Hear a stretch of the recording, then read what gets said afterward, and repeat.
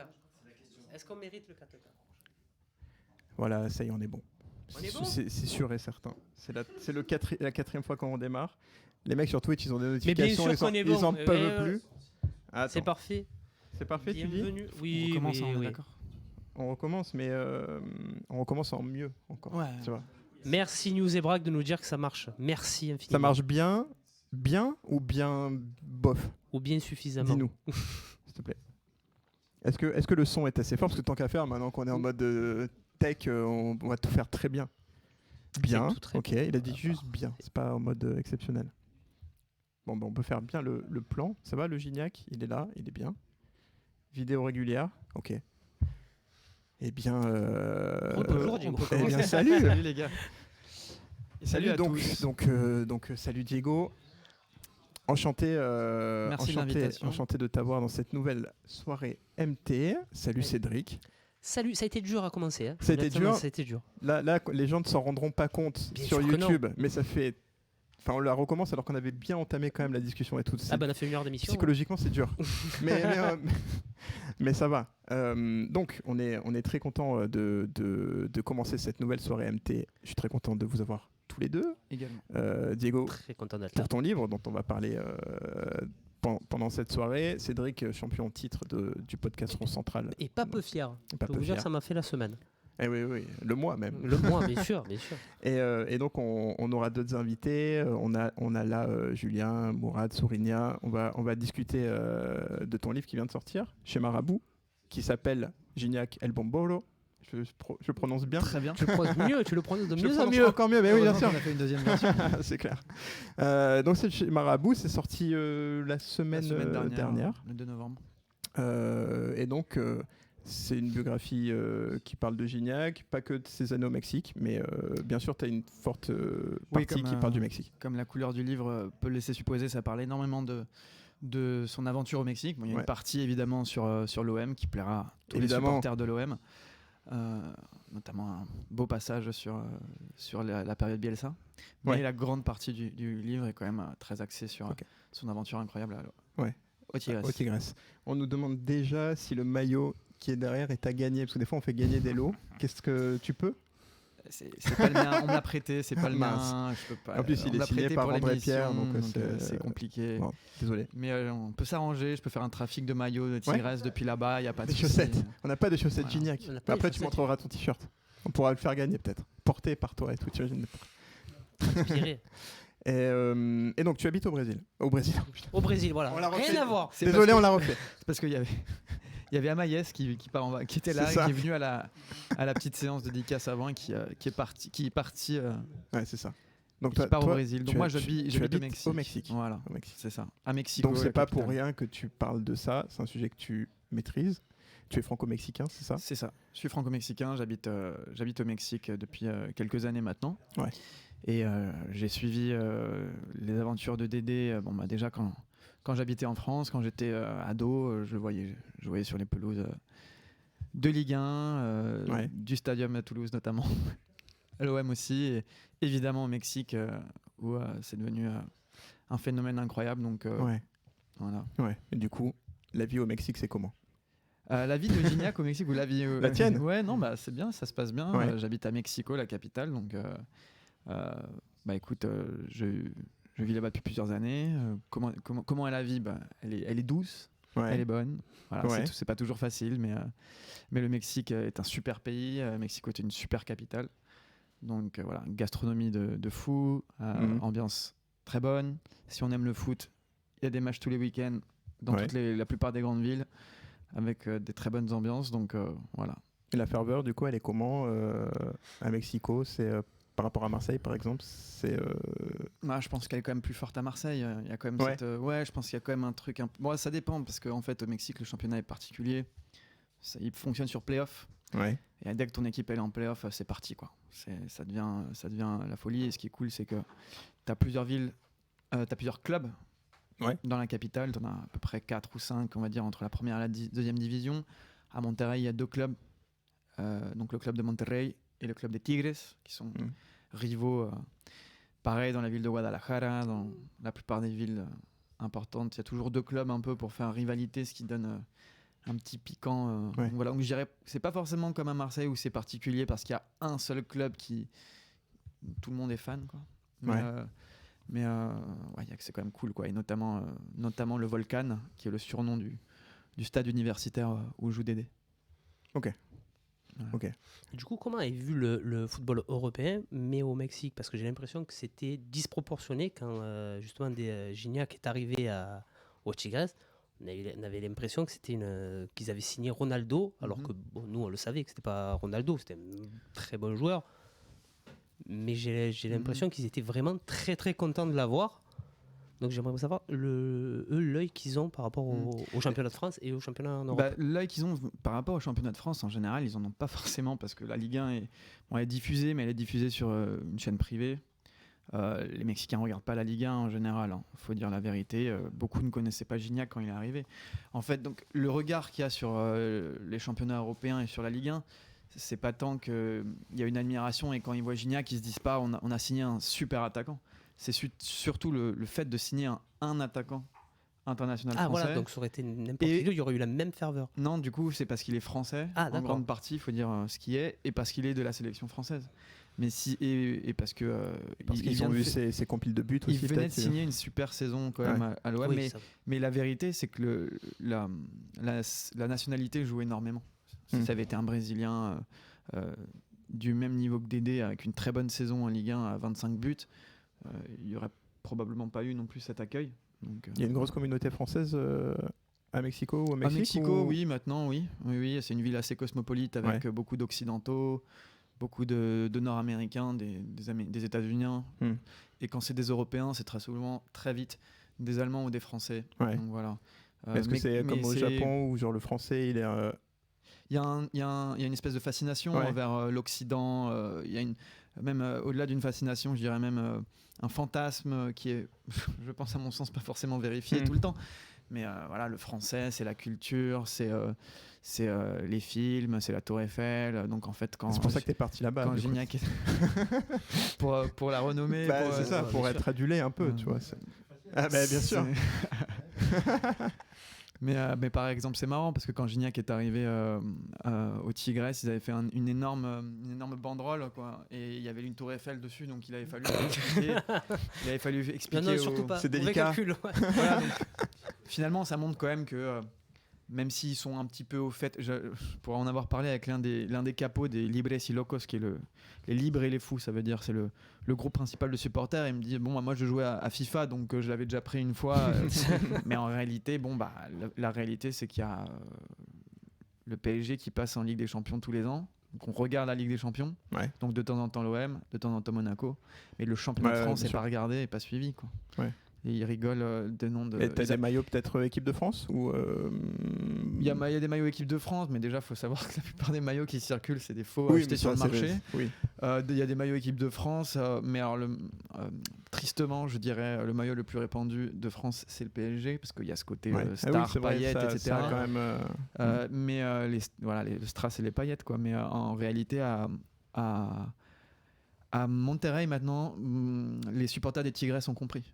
Je pense qu'il y a très très peu de supporters des Tigres qui supportent le PSG, suivent le PSG, donc ils ont quand même... uniquement à cause de Dédé Gignac. C'est beau, bravo. Et il y a des maillots. Merci Dédé, rien que pour ça. Il y a des maillots de l'OM.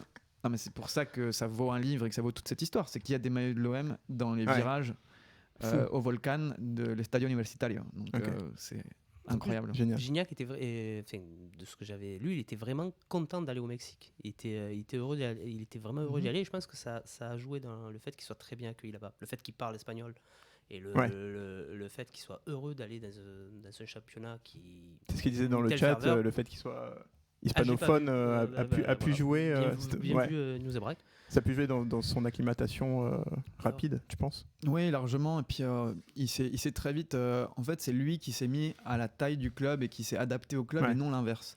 Et l'année précédente, on avait eu l'exemple avec Ronaldinho qui débarque dans le championnat mexicain en pré-retraite, probablement pour faire la fête et goûter aux saveurs du Mexique. Ça ressemble pas à Ronaldinho. C'est bizarre.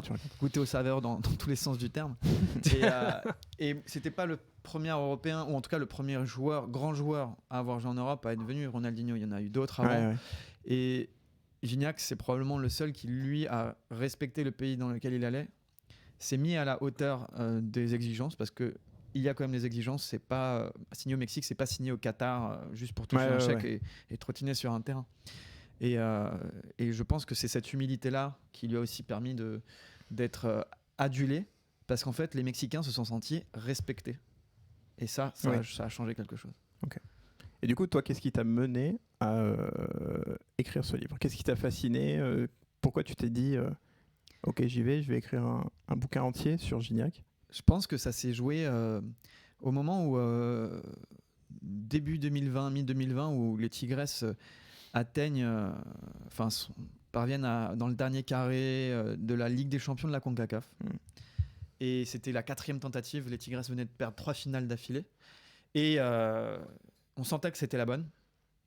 L'objectif, c'était pas tant de gagner la Ligue des Champions de la CONCACAF, mais c'était d'aller à la Coupe du Monde des clubs, parce que c'est un club qui avait cette nécessité de prouver constamment. C'est là où je me suis dit, mais en fait, l'histoire, elle va au-delà. En plus, l'histoire va au-delà du foot, ça va au-delà des 4 titres de champion qu'il a gagnés en 7 ans et 14 tournois, parce que le championnat mexicain se joue sur 6 mois. Mais ça va au-delà des 4 titres de champion qu'il a gagnés et du record de buts au sein du même club, parce qu'il est devenu le meilleur buteur. Et sans aucun doute le meilleur joueur de l'histoire des Tigresses. Mais c'est une histoire humaine qui est absolument incroyable, et je me suis dit, mais en fait, il faut l'écrire, quoi. Enfin, moi qui adore écrire je suis journaliste, mais j'écris principalement, je fais pas forcément je fais pas de vidéos, je me suis dit, mais cette histoire, faut qu'elle soit inscrite sur le marbre. Ok. Donc c'est le cœur de ton bouquin, l'histoire de comment Gignac en est arrivé là. Ouais, c'est ça. Ouais, ça parle un petit peu de l'enfance d'André Pierre. Je suis allé à Fos, je suis allé à Martigues, là où il a grandi, là où il a tapé ses premiers ballons. Évidemment, une grande partie consacrée à l'OM. Mais la grande partie du livre et la majorité du livre, c'est sur cette épopée footballistique et humaine incroyable qu'il est en train de vivre là-bas. Je pense qu'on a vu les vidéos YouTube, on a tous vu ses buts, ses retournées, ses frappes du milieu de terrain, les talonnades, les titres qu'il a soulevés. Je pense qu'il y a beaucoup d'anecdotes qu'on n'a pas forcément entendues, et surtout les raisons de pourquoi ça a marché. Et le mariage parfait c'est le mariage parfait entre un footballeur et un être humain, avec le pays parfait et le club et la ville parfaite. C'est-à-dire que moi je pense que si ça avait été dans un autre club mexicain, comme par exemple le club historique de l'América, la capitale, ou le club rival des Tigresses, qui sont les Rayados, ça aurait pas matché de la même manière, pour des raisons socio-culturelles, et même politiques, et même de classe sociale. Tu penses que ça a joué dans son choix, ça, au début? Il était conscient de tout ça, ou... C'est là la chance qu'il a eue, c'est le club qui est venu le chercher, c'était le club dont il avait besoin. Si Monterrey, le rival, donc les Rayados de Monterrey, cherche un attaquant à cette période-là, Gignac signe dans ce club-là, moi j'ai l'assurance que ça marche pas de la même manière. Probablement qu'il aurait mis les buts qu'il a mis, mais il faut savoir qu'à Monterrey, il existe vraiment cet antagonisme entre les Rayados, club un peu plus friqué, dans une ville de banlieue où il y a plus de thunes. Le stade, il est flambant neuf, il est magnifique, mais c'est un stade où on s'ennuie. C'est un stade en acier, son surnom c'est le géant d'acier, mais alors il est magnifique, il a des installations incroyables. En plus, c'est le fameux stade où on voit la montagne de l'autre côté. On a tous vu cette photo. Et le stade des Tigresses, il tombe presque en ruine. Il est situé dans le campus de l'université de l'État du Nuevo León, mais il pue la sueur, il pue la passion, et le peuple des supporters des Tigresses est bien plus passionné que celui des Rayados. Donc c'est ce qui lui correspondait. Il est tombé dans le club parfait. C'est fou que dans tous les clubs du monde, là, à chaque fois que tu as deux équipes dans un club, tu as forcément il y a cette dualité. Un petit peu. Voilà, mais cette opposition du club, de lutte de classe, voilà, les riches et les pauvres. Ça a tendance un peu à disparaître, mais historiquement, c'est vrai. Et là, ça a un peu tendance à disparaître à Monterrey aussi. Mais c'est vrai que historiquement, il y a toujours un peu cette construction sociale, socio-économique. L'Inter, le Milan, dans Torino, la Juve, je les ai surtout avec le Barça, l'Espagnol, l'Espagnol et le Real, qui est le club du roi, littéralement. Donc, au Mexique, il y a le même exemple dans la ville de Guadalajara, entre Atlas, qui est plus peuple, et Chivas, qui est plus plus l'argent. Donc, ouais. Ouais, c'est fou. Et même Voilà. River et Boca, Ouais. c'est un des meilleurs exemples. Je pense qu'en termes de ferveur, c'est ce qui doit se rapprocher le plus de ça. Et au final, c'est peut-être là le club où il est resté le plus. Et Oui, c'est largement. celui où on connaît le moins de choses. Donc c'est pour ça que le livre est intéressant. Ouais. Et je continue dans le fait qu'il est tombé dans le meilleur club, le club qui lui correspondait. C'est que la ville de Monterrey, qui est en train de devenir, qui je pense a dépassé Guadalajara comme étant la deuxième ville du pays en population, c'est une ville qui est, Monterrey, une ville très en contradiction avec la capitale. C'est une ville qui est tout le temps en train de faire cette rivalité. Les gens de Monterrey n'aiment pas les gens de la capitale Mexico. Il y a une culture qui est différente. Les gens de Monterrey se sentent avant tout de Monterrey plutôt que mexicains. Ouais. Ok. Et on peut très facilement faire la comparaison avec la ville de Marseille. C'est ce que j'allais dire, c'est complètement ça en fait. Voilà. Donc il y a cette particularité où il tombe aussi dans un club qui a quand même les moyens, parce que quand même quand il arrive, il est quand même très bien payé. Il devient le joueur le mieux payé du championnat. Mais il arrive surtout dans un club qui a besoin de prouver à l'échelle nationale, dans une ville qui a toujours eu besoin de montrer qu'elle existait dans le pays. Et parce que méprisée, parce que pas la culture mexicaine à proprement parler comme au Mexique on l'entend. Et il arrive dans ce projet-là, il en devient la figure de proue, le leader. En plus, le club est déjà engagé en Copa Libertadores, donc qui est la Ligue des champions de l'Amérique du Sud. Et ils sont qualifiés en demi. Donc en fait, il arrive, les 2 premiers matchs de Dédé avec les Tigres, c'est le match aller au Brésil à Porto Alegre contre l'International, et le match retour au Volcan, avec une ambiance incroyable. Et il marque son premier but.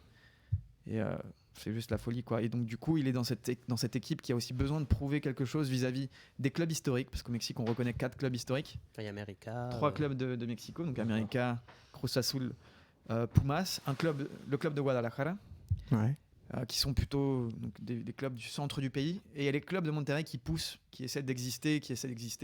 Donc il y a aussi ce moment idoine où il est la figure de proue de ce projet-là. Et ça va matcher comme personne ne l'espérait, et encore moins lui. Je pense que lui-même est le premier surpris quand il se réveille le matin. Il se dit putain, je suis au Mexique là. Je suis la légende de ce club là. Et parfois, je sais qu'il se rend pas trop compte. Alors c'est là-bas. C'est là-bas. Petit problème technique. Petit problème technique. Mais ça se voit pas à l'image. C'est pas le premier, hein, mais bon. C'est bon, on t'a pas du tout vu passer dans le champ.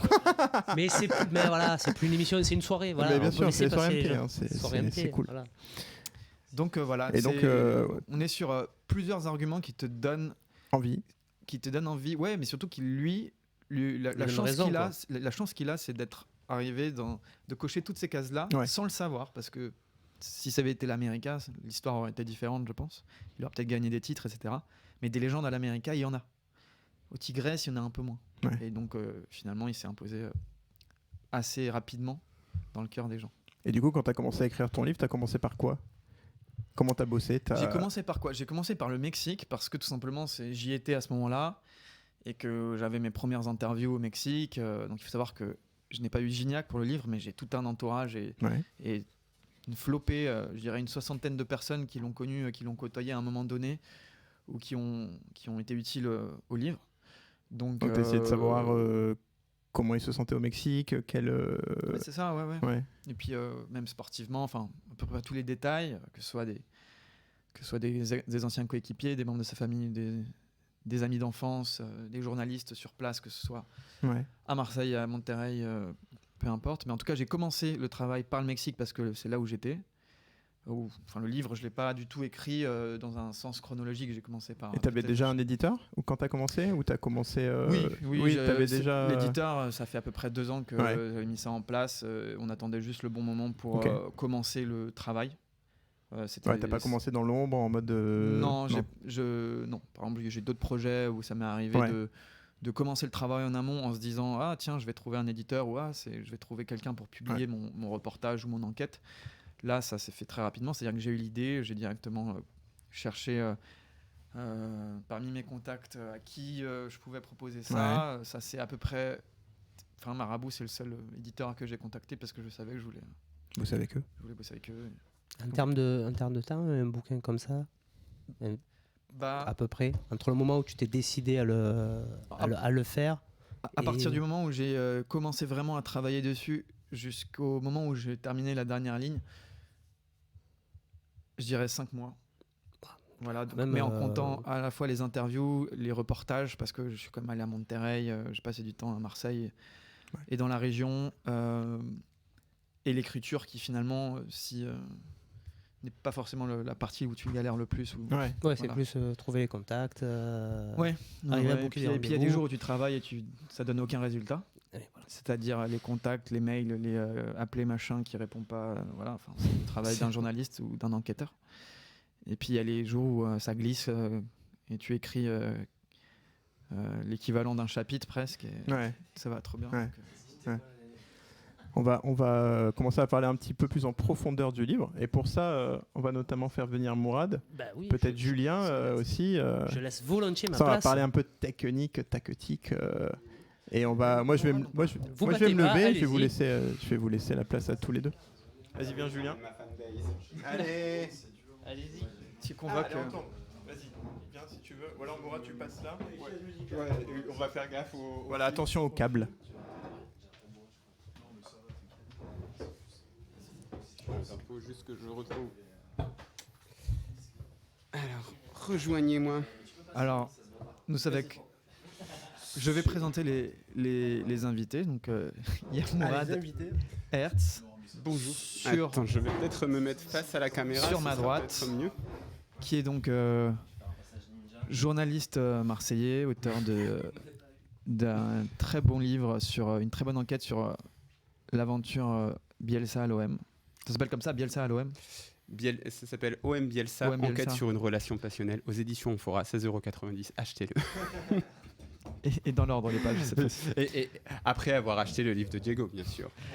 Ou en même temps, voilà. Faites-vous plaisir à Noël, faites-vous un pack. Et ce qui est beau, c'est que vous pouvez acheter ces 2 livres ici même à Maison Transversale. Donc venez. Et à ma gauche, Julien supporter de l'OM, mais qui a un t-shirt très intéressant. Vous pouvez le voir. Un petit DD sur son t-shirt. J'ai acheté où ce t-shirt ? Maison Transversale, fournisseur officiel de t-shirts de qualité. Voilà, j'ai copié le lien. Alors attendez, hein, je fais, c'est du vrai direct, donc comme du vrai direct, hop, voilà, hop, collé. C'est bon, c'est parti. On y va, on parle. Alors on parle de quoi ? Eh bien, on peut, vu que tu es là et que tu es un peu celui qui a le plus documenté le passage de Bielsa à l'OM, je me suis dit peut-être on pouvait parler de cette saison qui, je pense, est la saison la plus décisive dans l'histoire de la carrière d'André Pierre. Je sais pas. Alors, je sais pas si c'est la... Ouais, c'est peut-être... Si tu lui dis ça, il va peut-être te dire oui, mais quand même, ma première saison en Ligue 1 à Lorient, il y a la saison à Toulouse aussi où il termine meilleur buteur qui sont importantes. Est-ce qu'on a un Merlu là sur le chat pour nous dire Mais je pense que c'est surtout celle aussi où il finit meilleur buteur à Toulouse, quoi. Elle est quand même importante parce qu'il confirme quelque chose, mais bon, déjà la saison de Bielsa à l'OM, c'est la saison la plus importante pour moi, donc c'est la saison la plus importante pour tout le monde. C'est comme ça que ça fonctionne. Je suis d'accord. Voilà, c'est comme ça que les journalistes fonctionnent, n'est-ce pas ? Mais je pense que tous les joueurs de l'OM de cette période-là te diront que leur meilleure saison de leur carrière, à part peut-être Il y en a beaucoup qui des exceptions. Moi, j'ai parlé avec Romao, des joueurs comme ça, et ils ont atteint des niveaux incroyables avec Bielsa. En fait, ils ont atteint des niveaux incroyables, mais ils n'ont pas gagné. Bon, après, on va pas spécialement... On va peut-être se concentrer sur Gignac, mais il y a un truc très particulier avec Marcelo Bielsa, et tout à l'heure, on en discutait avec Julien justement sur ma vision du foot. Elle est vraiment construite autour de 2 figures, Bielsa et Deschamps, c'est-à-dire que je me dis le football de Bielsa, oui, c'est ça, en fait, c'est ça que je veux, mais d'un autre côté, je regarde le football de Deschamps, je dis non, c'est pas ça que je veux, mais quand même, il gagne, quoi, quand même, et quand même, je veux gagner aussi, donc en fait, et tu dois un petit peu... pour moi, pour comprendre le football, tu dois comprendre Bielsa et Deschamps, et tu dois le comprendre sur le terrain, et puis après tu dois aussi le comprendre en dehors du terrain, parce que Deschamps il est aussi très important au niveau politique, comme Bielsa l'est aussi. Enfin bref, donc tu dois comprendre Bielsa et Deschamps, et justement, ce sont les deux coachs les plus importants de la carrière. Non, même, enfin c'est deux coachs très importants de Gignac à Marseille. Oui, parce que je pense que non, mais je pense que Ferretti au Tigres a atteint. Non, je disais à l'OM, bien sûr. Oui, évidemment. Ouais. Et Boep puis le relance quand même, mais non, c'est très compliqué, je pense, parce que Boep le relance à l'OM alors que Boep l'avait entraîné à Toulouse et ça s'était mal passé la première saison. Et ensuite, Deschamps, ça se passe pas très bien, mais finalement, c'est aussi Deschamps qui lui fait confiance pour le reprendre en équipe de France. Donc, parce que c'est pour ça. C'est des mecs qui ont compté dans sa vie, quoi. Mais... C'est ce qui fait aussi que, en fait, quand il y a eu beaucoup de polémiques autour de Deschamps. Encore une fois, j'aime vraiment pas le style de football que Didier Deschamps prône, mais il a certaines qualités qu'il faut lui reconnaître. Il sait gagner. Alors avec un certain type de joueur, il vient pas à l'OM quand il ne peut ne pas gagner. Et puis surtout, en fait, il veut tellement gagner que peu importe les inimitiés qu'il a avec toi, si tu vas le faire gagner, il va te faire jouer. Et c'est pour ça que lorsqu'on disait oui, mais machin, il veut pas sélectionner Benzema parce que si, parce que ça. Non, si Benzema pouvait le faire gagner, il le faisait jouer. Et dès que ça a pu être possible à nouveau, il l'a ramené en équipe de France. Mais ce qui est particulier aussi dans l'histoire de Gignac à l'OM, c'est que c'est un local finalement. Et son histoire a été très compliquée à Marseille. Comme tu le disais, la première saison, ça se passe pas très bien, mais qui finit par s'imposer. Parce que même avant Bielsa, quand même, Gignac sort d'une saison où je crois, en Ligue 1, il fait 13 buts, 16 buts et 16 buts. Ou 13, 16, parce que la première saison, je crois qu'il est à 8 buts. La deuxième saison, il en met un but, peut-être 2 avec un Coupe de France. Peut-être un en Coupe de la Ligue, mais c'est un but en championnat qui est c'est la deuxième saison où justement il risque de partir en Angleterre, l'histoire qu'on en parle. C'est ça, ouais. Et après, donc, il fait 13 buts, 16 buts, et il termine à combien, 24 buts avec Bielsa. Alors 21 buts en championnat, derrière Lacazette. Lacazette qui met plus de pénaltys. La plupart malheureusement valables. Oui, valable. Mais valable, tout à fait. Mais non, mais du coup c'est vraiment, moi je pense, cette saison-là qui le propulse dans une nouvelle catégorie, je pense quand même. Et c'est là aussi, cette saison-là, qui lui permet de retourner en équipe de France. Mais c'est aussi cette saison, tu vois, qui éclaircit tout son passage à l'OM, parce que tu vois, Julien, peut-être que tu peux en parler, mais avant la saison Bielsa, justement, j'ai l'impression que, tu vois, Gignac, moi je me souviens, Gignac, on disait « Ah ouais, mais il y en a marre de Gignac, il monopolise le jeu, il fait toujours la même chose, nous on veut voir Michy, on veut voir autre chose », et en fait... sa dernière saison, elle va mettre tout le monde d'accord et elle va éclairer l'ensemble de son passage d'une lumière qui n'a peut-être pas éclairé, il n'a peut-être pas eu sur l'ensemble de son passage, mais tout le monde garde en mémoire Gignac à l'OM, c'est ça. Ouais, nous on garde forcément la dernière saison, son apogée en souvenir.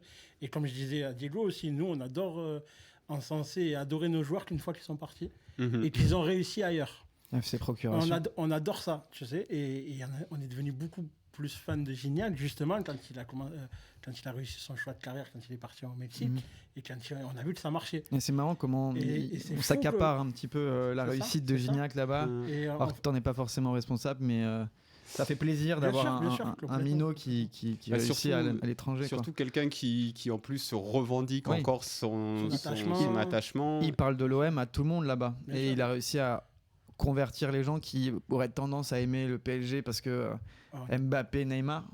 On a tous vu la vidéo où au centre d'entraînement il y a un petit avec le maillot PSG, il lui enlève, il lui donne le maillot, il dit non moi je veux pas voir ça et tout. Mais justement moi j'avais une question, tu sais, Gignac il marche à l'affect comme beaucoup de joueurs. Donc on l'a vu avec Bielsa, ça marchait et tout. Son entraîneur quand il signe au Tigres, c'est Tuca, c'est ça ? El Tuca Ferretti. Voilà, c'est Tuca. Et donc il a une grosse relation avec lui. C'est vraiment, je pense que c'est fusionnel et tout. Et il n'y a pas longtemps, il a été débarqué. Je crois qu'il y a 1 ou 2 ans. Oui, il n'a pas vraiment été débarqué. C'est plus que c'était une fin de cycle, 10 ans. Et justement, est-ce que ça n'a pas été la période où il a pensé à vouloir revenir en Europe parce qu'il y avait un lien qui s'était cassé ou pas du tout ? Ça ne l'a pas affecté ou... Parce qu'il y a eu des rumeurs, tu sais, où moi-même, il a souvent dit... dans mon état de forme, je pourrais toujours servir si on me rappelle ou quoi. Oui, moi, je sais que quand je voyais le rapport avec Tuca, c'était vraiment... j'avais l'impression de voir un Bielsa avec... Après, c'était un petit peu comme avec Bielsa, c'est-à-dire qu'il y avait quelque chose de très fort entre les deux, mais pas fusionnel au sens physiquement ils n'ont pas verbalisé ni matérialisé leur relation. D'accord. Parce que le Bielsa, c'est quand même un mec un peu froid. Oui, on a tous l'image à Ferretti. à Caen, quand il marque, il le secoue et que Bielsa comprend pas trop. Il est pas, Bielsa, presque comme un handicapé des sentiments. Ouais, c'est un autiste. Pour moi, c'est un autiste. Mais dans le bon sens. Tu vois. Et Ferretti, il est beaucoup plus expressif. Il est très colérique.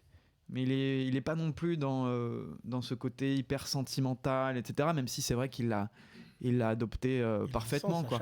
Et le meilleur exemple, c'est que Ferretti, il n'a pas vraiment été débarqué. C'est un peu compliqué parce qu'il y a eu un changement de direction.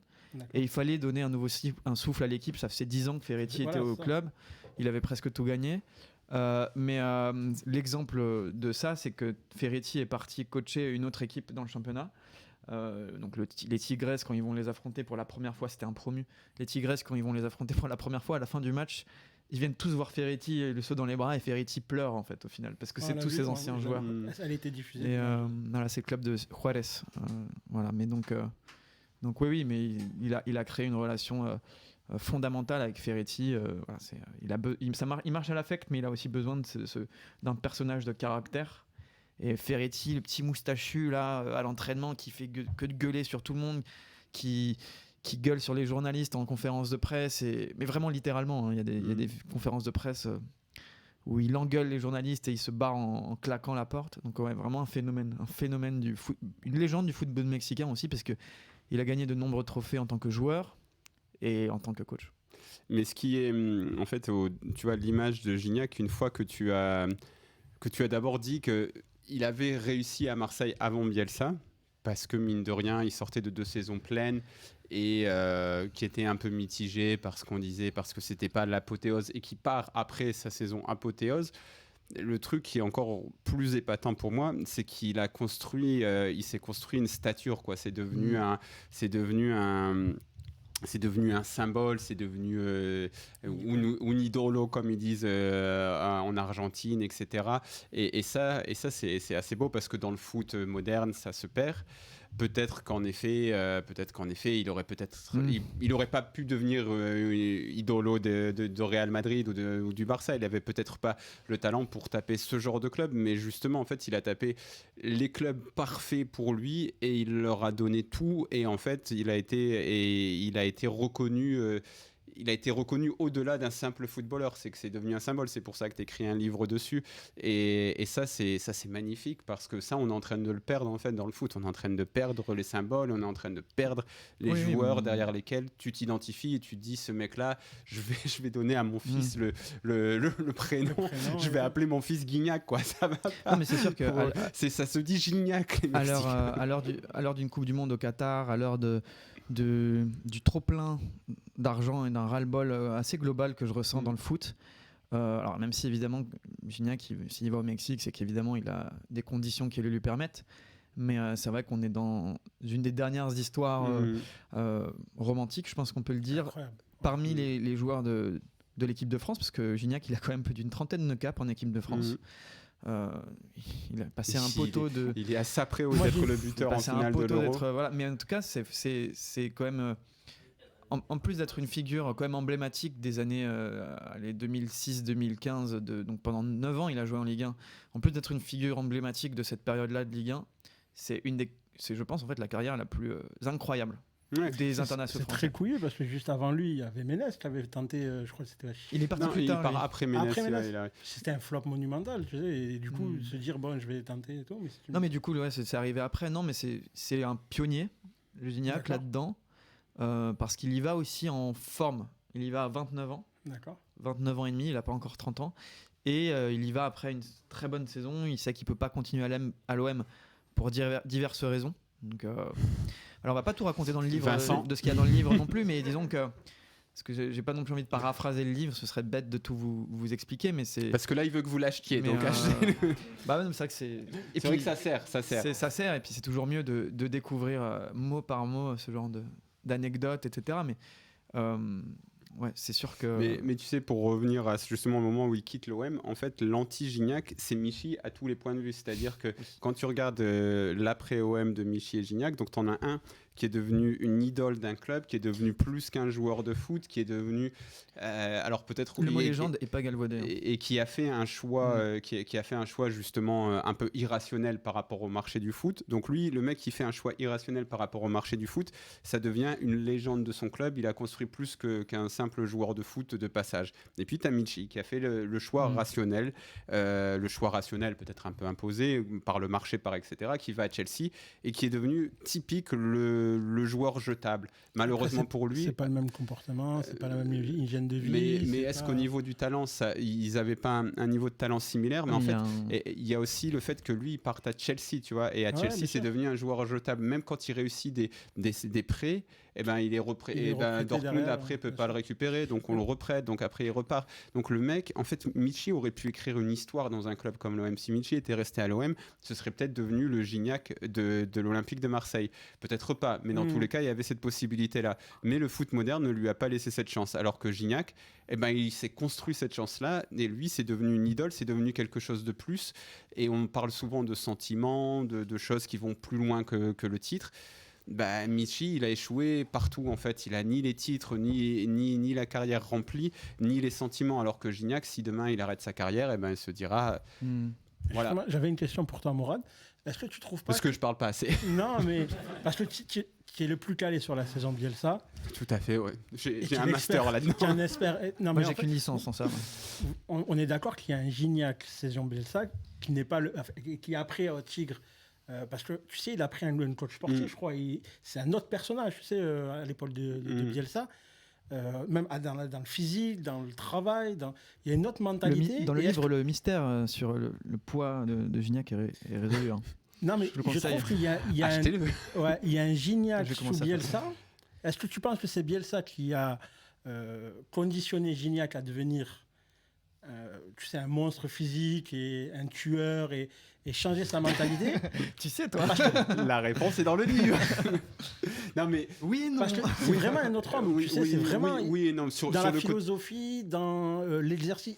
On sait tous qu'il a travaillé 2 fois plus. Et encore une fois, oui et non, parce que il y a donc la réponse est dans le livre, peut-être pas exactement au niveau physique, mais par contre, en effet, il arrive bien quand Bielsa arrive, il arrive bien, et surtout en fait il va trouver le coach parfait pour s'exprimer, et il va progresser dans des domaines où normalement tu progresses pas à 28 ans, comme le jeu de tête où il avait mis, il me semble, enfin j'ai plus les statistiques en tête, si Yacine était là il nous les donnerait, mais il avait mis un truc du genre 3 buts en carrière en Ligue 1, et d'un seul coup il va en mettre 17 ou 18.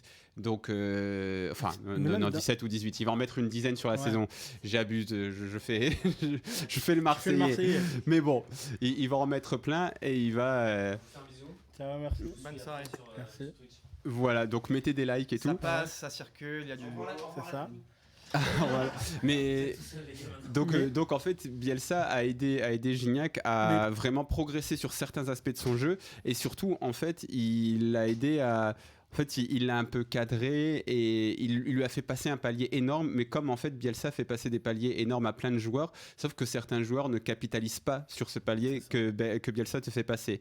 Et Gignac, encore une fois, il fait le maximum avec tout ce qu'il a, et donc Bielsa lui fait peut-être passer un palier, mais après lui il garde les choses que Bielsa lui a changé et tout, tu vois. Voilà, mais il y a il y a plein de passages qui sont très intéressants sur cette saison dans les reportages que faisait l'OM, qui s'appelle Objectif Match, qui étaient vraiment géniaux, et qui ont surpris d'ailleurs quand les journalistes disaient oui mais on voit pas vos entraînements, et il était surpris parce qu'il disait oui en fait mon travail n'a jamais été autant documenté qu'ici, parce que vraiment il y a des caméras tout le temps, et on voit à un moment il y a une discussion entre Bielsa et Gignac, à un moment Gignac est moins bien et Bielsa va voir Gignac, et en fait Gignac commence à remonter la pente, c'est à la sortie de l'hiver en janvier, et donc Bielsa va voir Gignac et il dit putain mais tu sais pourquoi tu as retrouvé tes moyens comme ça, et Gignac dit je sais pas, peut-être, mais si je vous le dis vous allez pas être content et tout. Il dit dis-le moi, et donc il dit j'étais peut-être un peu fatigué, il dit ok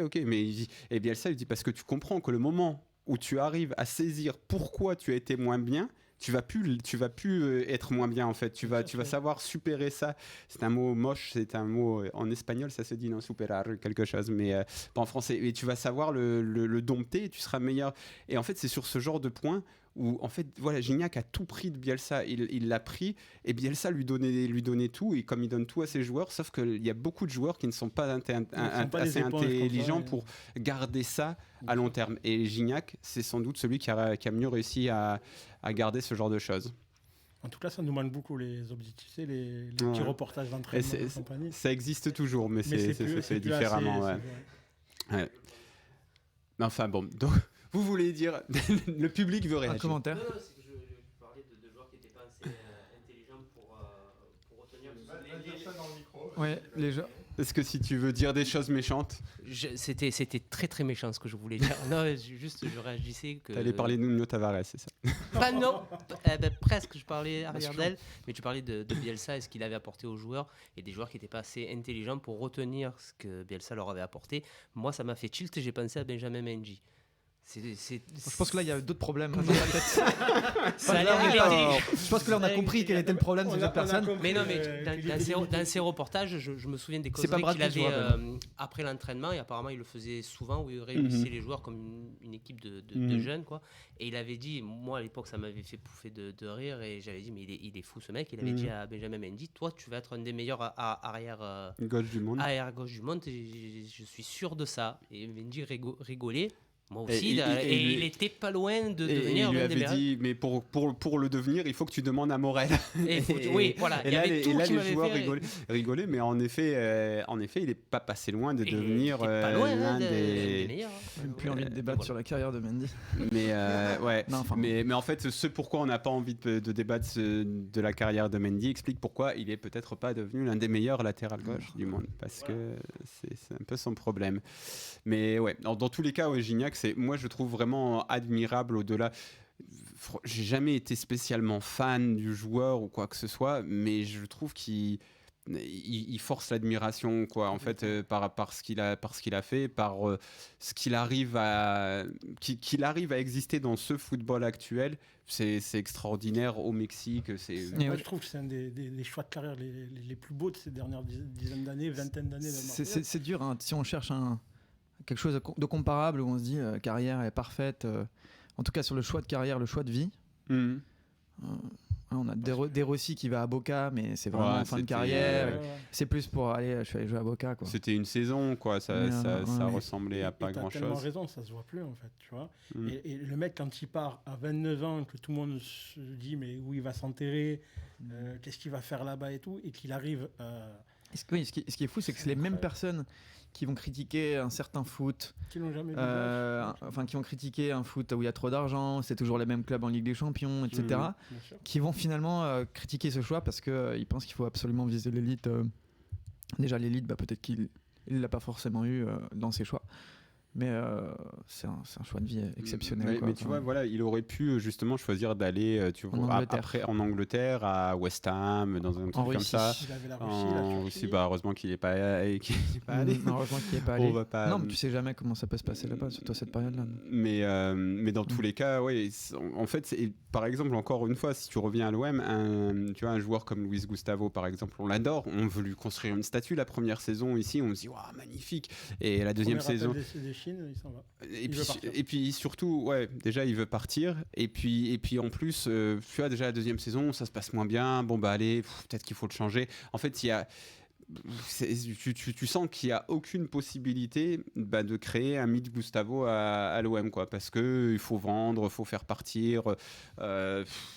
Ouais, en fait, tout le monde est désabusé, quoi, dans le foot, dans le foot moderne. Et tout ça n'existe pas, même si, bien sûr, en effet, on peut pas. Tu vois, on est tous désabusés, mais on n'est pas non plus cons, quoi. On sait qu'il faut de l'argent et on sait que Gignac part au Mexique pour l'argent, mais après, il faut quand même essayer de construire quelque chose, quoi. Après, c'est aussi parce que Marseille ne peut pas lui proposer ce qu'il gagne déjà.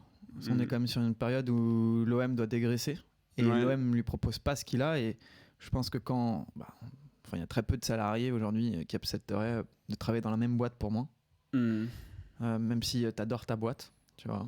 Après, nous, pour un supporter, c'est difficilement concevable, tu vois. Parce qu'on parle de rémunération qui sont, tu vois, tu vas gagner 150 000 et tu vas descendre à 100 000, enfin, tu gagnes 400 000, tu vas descendre à 200 000. tu peux vivre très confortablement avec 200 000. Ouais, Donc problème... nous, en tant que supporters de base, de dire t'es pas capable de faire un effort pour rester dans ton club de cœur, c'est difficilement acceptable. Mais en tant que simple supporter. Et il n'y a pas que ça, il y a aussi Gignac. Il y a aussi le fait que Gignac, il est un peu chez lui à Marseille, qui a un environnement qui gravite. Ça a été compliqué au début quand il est arrivé, c'est aussi parce que ça faisait très longtemps, et ça il le dit sans aucun problème. Pendant très longtemps, il était absent de sa région natale et quand il revient, il retrouve tout le monde, il passe du temps avec les gens. Il retrouve des cousins qu'il n'a jamais vus. Il retrouve le cousin, ah tiens, on était à la cantine ensemble, et tu te souviens, le père de ta mère était mon frère. Et comme le dit Rod Fanny, c'est l'un des. Parce qu'une fois, quand même, un journaliste anglais m'avait appelé pour me parler de Gignac et je lui avais dit oui, Rod Fanny en anglais. Rod Fanny, un jour en zone mixte, dit non, mais arrêtez de l'embêter, Gignac. Son seul truc, c'est qu'il a un petit péché mignon, c'est le saucisson. Donc j'ai été dans la presse anglaise, dans un journal de Leeds, il y a, je sais plus comment ils ont traduit ça, mais péché mignon, le péché mignon de Gignac, c'était le saucisson. Mais il y avait vraiment tout un truc au niveau de ses amis, mais aussi au niveau de l'alimentation. Dans ce livre, vous trouverez aussi quel était le vrai péché mignon de Gignac. Parce qu'il a vraiment existé ce péché mignon. Parce que Rod Fanny n'avait pas toutes les bonnes infos, malgré qu'il venait de la même, vraiment de presque du même coin. Il n'est pas si dans l'erreur que ça, mais c'est un type de saucisson. Si on reprend le gimmick, la chanson autour, c'est quand même complètement faux. Hein. Gignac ne mangeait pas de burger, c'était pas du tout le problème. Faut pas oublier qu'il c'était pas des tacos non plus. Mais voilà. Mais en tout cas, oui. Et puis il avait aussi beaucoup de problèmes de blessures, etc. Mais oui, c'était ça aussi en partie le problème au début quand il est arrivé, c'est qu'il revient dans un environnement qu'il a connu, il revoit tout le monde qui a 7 ans de plus que quand il était parti. Et puis je pense que quand il part, c'est aussi parce qu'il est fatigué, parce que Marseille, c'est comme une ville et un club fatigant quand il y est et quand tu es de là-bas. Tu vois. Qu'est-ce qu'il a dit, Thomas? Il a dit qu'on est tous des dingos, c'est ça? On est des dingos. C'est finalement plus facile, je pense, de venir de l'extérieur parfois parce que tu as moins de pression, même si tu peux être jugé, etc., parce que tu viens de l'extérieur. Mais t'as beaucoup moins de pression que si tu viens du coin. Et que Gignac, quand il sortait des matchs, il passait plus de temps en zone mixte avec les gens qui se pointaient pour le voir qu'avec les journalistes, quoi. Alors, en fait, le truc, c'est que tu prends plus de responsabilités naturellement. Et encore pas tous, mais si tu as la personnalité de Gignac, tu as tendance à prendre plus de responsabilités et tu vois, de porter tout ça sur tes épaules alors que d'autres ne le feraient pas. Je pense que Bouba Kamara, par exemple, s'il était resté, c'était pas dans sa... Enfin, lui prenait des responsabilités sur le terrain. D'ailleurs, je pense que la manière dont on a traité Kamara après son départ est un peu dure. Mais par contre, c'est peut-être pas lui qui va en prendre dans le vestiaire. C'est peut-être pas lui qui va voilà, assumer tout ça, quoi. Et tu vois qu'aujourd'hui, par exemple, à l'OM, c'est Chancel Mbemba qui fait beaucoup ça. Alors, il dit rien du tout. Il sort en zone mixte à chaque fois. Et il dit on va regarder la vidéo. C'est très bien, merci Chancel. Mais voilà, c'est là où tu vois les leaders et en fait Gignac aurait dû avoir ce truc-là à porter aussi, ce truc de leader de vestiaire, ce truc de mec aussi quand tu joues pas, parce que Gignac à un moment il joue pas dans la saison avec Bielsa. Ça se passe moyen quand même, il est pas super content aussi, mais ce sont des choses qui arrivent, quoi, aussi en fait dans la vie d'un vestiaire quand tu es un joueur majeur comme Gignac l'était pour Bielsa. Quand tu joues pas, faut quand même avoir ça peut ne pas être facile, quoi. Et voilà, donc moi je comprends aussi le côté un peu comme quand Blanc et Deschamps s'en vont de l'équipe de France et ils se disent là c'est bon, on est au top, on a réussi, on peut s'en aller. Et si Gignac reste la saison d'après avec Mitchell, avec l'ami Disfrutar de la Ciudad, difficile, es muy difícil de disfrutar de la ciudad con Michel, muy. Mais en tout cas, juste pour résumer, en fait, en choix de carrière, il n'y a pas beaucoup de joueurs aujourd'hui qui peut dire qui peut s'asseoir à la table de Gignac et dire j'ai réussi quand ils vont raccrocher les crampons. Il n'y en a pas beaucoup qui vont dire moi j'ai réussi ma vie de footballeur. Et surtout, surtout des joueurs parfois plus talentueux. Hein. C'est-à-dire qu'il y a des joueurs plus talentueux qui avaient un meilleur avenir de tracé, qui pourront jamais dire. On peut faire des listes, même si on n'est pas là pour faire toi t'as bien fait. Mais il y a une flopée de joueurs. Non, mais une flopée de joueurs qui sont plus talentueux, qui ont peut-être plus duré en Ligue 1 et qui n'ont pas quand tu sais de la carrière d'un footballeur, des fois, une décision près, tu peux éclater ou disparaître, tu vois. Enfin, je veux dire, leur choix, ils ont des conséquences vraiment importantes sur leur. Ah oui, mais tu vois, là aussi, c'est ça aussi qui est important dans Gignac et qu'il faut, tu vois, il faut en discuter parce que j'insiste beaucoup sur ce côté plus qu'un footballeur. Mais voilà, tu vois, la carrière d'un footballeur. En effet, elle dure pas super longtemps. Et en effet, si tu es plutôt bon, tu vas gagner de l'argent. Essaye peut-être de t'éclater, de chercher autre chose, de faire voilà, parce qu'il y a plein de choix parce qu'en fait maintenant on a complètement légitimé, et tu vois tout à l'heure on le faisait, le fait de partir pour l'argent. Ça c'est tout le monde, on l'a légitimé, on dit bah oui, bah il faut comme j'entendais quand il y avait des rumeurs sur Ben Yedder en Chine, on dit oui mais vous comprenez, il veut mettre sa famille à l'abri. C'est sûr, le pauvre, il touche pas 100 000 euros depuis 10 ans. Si t'as pas mis ta famille à l'abri après avoir eu 100 000 euros par mois pendant 10 ans, c'est qu'il y a un problème. Tu vas jamais la mettre à l'abri, même si t'es Elon Musk. Hein. Et donc ça on l'a complètement légitimé, tu vois. On le comprend parce qu'on l'a compris. Mais par contre, le fait de vouloir construire autre chose dans ta carrière, ça, c'est jamais mis en avant. Ça, on n'en parle pas. Ça existe pas parce que le mec qui parle des émotions, de ce genre de truc, bon, c'est un peu des couillons, c'est un peu moi, quoi. C'est un peu, ouais, il est marrant, Mourad, ouais, c'est ça. Les émotions, c'est pas ça. Le football, c'est ce que tu as sur ton compte en banque et les titres sur ton palmarès. Et peut-être qu'il faut aussi revoir, peut-être que l'exemple de Gignac peut servir aussi dans ce sens-là, pas que à des joueurs se dire... parce que finalement, il a servi à quoi l'exemple Gignac au football français? C'est à se dire... Putain, on peut gagner plein d'argent en partant au Mexique. Et donc, il y a plein de mecs qui sont partis là-bas et qui sont en train de se planter ou qui se sont plantés. Donc, c'est un peu si on cite des noms, Andy Delors qui est parti au Tigres en 2016, Kolo Cesak. Et quand ils reviennent, bizarrement, ça fonctionne en France. Kolo Cesak. Ça fonctionne pour l'OM en France. Non, mais il est allé à Séville ensuite. Kolo Cesak. Ouais, mais il a fait un flop. Ouais. Il est parti en Allemagne aussi. Il a floppé. À Séville, il n'a pas gagné une Coupe d'Europe. Ouais, il a floppé. Il jouait pas. Et Andy Delors qui est devenu un très bon buteur ou bon buteur de Ligue 1. Un très bon buteur de Ligue 1. Ouais. Et donc. Il y a Menez aussi. Il y a quoi? Mais Kolo Cesak, il a marqué pour l'OM la saison dernière, donc. Ouais. Mais il me semble que Kolo Cesak va à Séville ensuite. Je sais plus. Je sais que la dernière fois, je l'ai vu, c'était en Allemagne, dans un club allemand. Non, parce que là, il était assez intéressant. Mais oui, en tout cas, il y en a pas mal qui étaient. Enfin, voilà, c'est pas facile. Menez aussi, qui est parti, qui était quand même un très bon joueur et qui n'a pas, qui a pas du tout réussi. Non, il est plutôt parti en mode Ronaldinho, lui. Non, c'est vrai. Tu vois, il a Schalke. Allez. On va un peu casser le rythme, rapprocher. Bonjour. Ouais, tu fais bien, sinon moi j'arrête pas de parler. Hein. Non, mais on va reparler après. Mais on va essayer de faire gagner un livre sur le chat. Je suis déçu, je voulais des chaussettes. Moi. Tu voulais des chaussettes? Tu pars avec. C'est 11,90€. Mais t'as un pourcentage. T'as gagné des chaussettes? Non, on va faire gagner un livre dans le chat. Et c'est soit toi qui décidera. Voilà, ce sera ton livre ou ton livre. Donc en fait, vous allez tous les deux jouer. Vous connaissez Pyramide? Le jeu avec des lettres. Ouais, non. Avec des... Pyramide. Non. Quelle génération Putain. Non, mais si, je connais le jeu, mais c'est le genre de truc que je regardais pas, quoi. Pépita. En fait, je voyais. Bah oui, Pépita. Voilà, moi c'était ça que je connaissais. J'avais pas le droit de regarder la télé en semaine. Vous allez. Attends, moi, c'est pas des slaps. Non mais moi aussi. Non, tu sais pourquoi? Parce qu'il y a eu une. Tiens, vas-y, raconte-nous pourquoi. Vas-y. Parce qu'il y a eu une. Ils ont ressorti des images du jeu. Oui, qui était vachement raciste. Avec, tu voyais Prince Raffon qui se moquait, genre de Pépita, le singe et tout ça et tout. Incroyable. Et en fait, moi, ça m'a. Racisme décomplexé. Et du coup, moi, ça m'a choqué parce que je me rappelais plus, j'étais petit. Mais comment ça pouvait passer à la télé et que les gens rigolaient? Ah tiens, regarde, il y a une photo de singe, on dirait ta sœur et tout. Oh, tu sais, aujourd'hui, on peut plus rien la dire. Pauvre, elle arrivait à garder le sourire. Donc vous allez avoir 2 mots chacun à faire deviner à Diego. Ok. Celui qui arrive à le faire le plus rapidement possible aura le plus de points. Ok, c'est tout. Attends, c'est okay. comment? En gros, par exemple, je dois te faire deviner livre. Je vais te dire, je sais pas. Ok. tu vas dire histoire. Ouais, ou écrit, ou feuille, ou page, ou impression. Victor Hugo.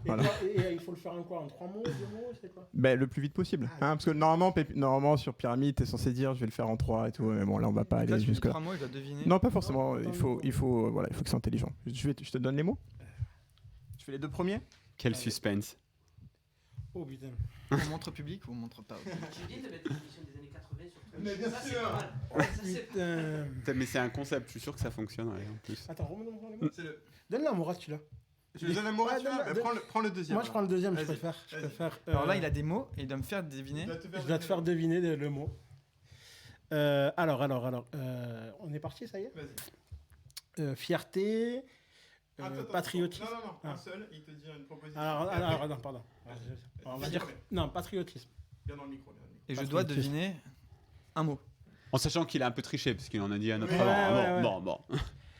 Fierté, je dirais, je sais pas, si on parle du foot, je dirais maillot. On parle pas de. Mais donc, quel type de mot je dois deviner?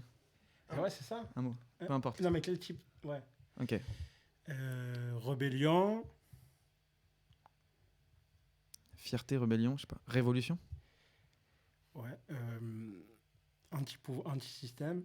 Anti-pouvoir. Gilet jaune? Revendiquer. C'est compliqué. ton Putain, mot. c'est C'est du compliqué mal. ton mot. Bon, je crois qu'il va pas marquer de Non, points je pour vais ce pas mot. marquer de points alors. Bon. C'était quoi? Indépendance. Indépendance, d'accord. Comment j'aurais J'aurais pu pu. faire le premier de la liste. Ça te va? En bas. Ok. L'Olympique lyonnais. Arbitrage? Actuel. C'est pas mal. Où ça? Non, le deux. Le premier. Bidoche, ventre mou? Saucisse. Est-ce que je peux utiliser d'autres mots, hein? Oui, vas-y. Donc, j'ai dit Olympique lyonnais Actuel. actuel. Putain, merde, j'avais un mot et je l'ai oublié. Du coup, déclin.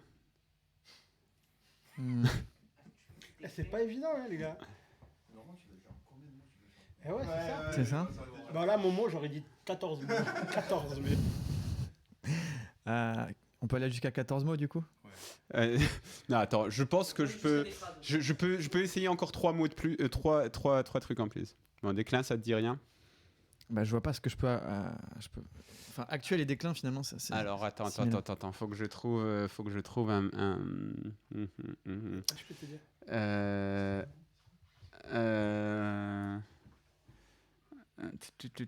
Avec l'OM, ma courte. Crise. Si le chat trouve avant, c'est Il mérite. beaucoup de livres. Ah ouais, il mérite. Leur point en livre. Qu'est-ce que font les propriétaires de l'OM? Donc on est parti sur des phrases. Ah, c'est des phrases. là. Mais même avec les phrases, vous pouvez constater que je ne trouve pas. Ah, j'aurais fait autrement, moi. Regarde, je te le fais. Grava. Touloum. Pourquoi Touloum? Touloum. Dis un truc à Grava. Ruine. Oh putain. Premier coup. C'est grâce à Touloum. Ah, j'ai essayé de. Bah ouais. Bon, alors, vas-y, attends. Attends, c'est rouille. Je vais te le dire en 3 mots. Mexique. Attends, Ah ouais. tu fais une proposition comme ça te Mexique. guide. Ouais, mais. Ouais, mais c'est compliqué. Ouais, Il y a un nombre incalculable de mots que je pourrais donner. C'est dur. Ouais. Bah, je sais pas, Mexique. Qu'est-ce que je dis? Aigle. Climat. Soleil. Pluie aussi, hein, ça marche. Non, mais. Climat. Chaleur. Ouais. Climat et chaleur, c'est con parce que ça fait presque. Mexique, climat, chaleur. Bah, je sais pas trop quoi dire. Putain. Est-ce que c'est parce que je suis nul? Non, c'est parce que c'est. Parce que parfois- compliqué. Alors c'est la première fois qu'on se fait ce jeu. Les mots sont un peu durs, peut-être. Météo. Eh ben. Je sais pas, température. Tonnerre. Ouragan. Attends. Chaud. Ouais. Oh là là là là. Oh putain, on n'y arrivera Là, jamais. là, on est à 58. Vas-y. C'est souvent en France. Oui. Ouais. Ah. Boisson. Oh putain. Attends. Boisson. et Ah, c'est bon, t'avais trouvé? Boisson. Attends, c'est un truc alcoolisé ça? Non. Parce que je connais. Moi, je sais pas. Soda. C'est une boisson soda. Ah, ok. Avec un perroquet dessus. Ah, ouais. Tropical. Tropico, c'est ça? Ouais, donc Oasis tropical. trop. Ok. Météo, climat. Ok. C'est un climat tropical, le météo. Alors, Impossible. Dis-le. celui-là. Allez, le dernier pour le livre. Oh, purée. Ok, on va essayer en 3. Félin. J'ai envie de dire tigre. Joe Star. Ah, elle est pas mal. Elle est Je l'ai pas là. Attends, ouais, non. Vas-y. T'as le droit de l'offrir après au chat. Mais attends, J'ai le droit de l'offrir au chat à qui je veux. Vas-y. Marina, ma femme est Connecte. donc Joe Star, Et Félin. bah, Jaguar. Eh ouais. À qui tu l'as? J'avais pas là. Je l'offre à mon frère qui ne doit sûrement pas regarder. Mon frère qui aime pas le foot Qui aime pas le et foot. qui va me l'envoyer à Noël. Et vous allez le retrouver sur Vinted. Bon, désolé, les mots étaient peut-être un peu durs. Mais Jaguar, ça se faisait. Jaguar, ça se Parce faisait. que le troisième, Tropical c'était aussi, moi. voiture, tu vois. Félin. Ah oui, J'aurais Tropical, peut-être je trouvé. pensais que C'était ça quoi le allait troisième? Voiture. Ah oui, j'aurais trouvé là. Ouais. Et parce que j'écoute des podcasts sur l'histoire du rap en ce moment, donc j'en ai oui. beaucoup entendu parler de Joe Star. Bon, ben voilà, merci. Ils Ça fera étaient pas en des- guerre avec IAM, faut le savoir. C'est vrai, ils étaient. En fait, il y a que NTM qui croyait qu'il était en guerre avec IAM. Mais Ayam ne savait pas. Et vous Bah, organisez des non, en fait, podcasts surtout. rap aussi à la Maison 30. Bien sûr.